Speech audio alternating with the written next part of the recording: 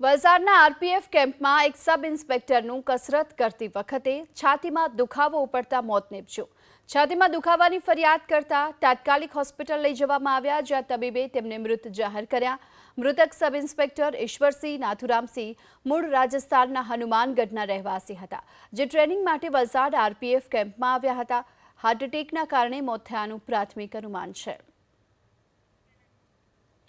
તો ઈશ્વરસિંહ નામના સબ ઇન્સ્પેક્ટરનું મોત થયું છે। હાર્ટ એટેકના કારણે મૃત્યુ થયાનું સામે આવ્યું છે। ખંભાળિયામાં વલસાડના આરપીએફ કેમ્પસમાં તેઓ આવ્યા હતા ટ્રેનિંગ માટે, અને આ દરમિયાન તેમનું મોત થયું છે। તો ઈશ્વરસિંહ નામના સબ ઇન્સ્પેક્ટરનું મોત થયું છે। હાર્ટ એટેકના કારણે મૃત્યુ થયાનું સામે આવ્યું છે।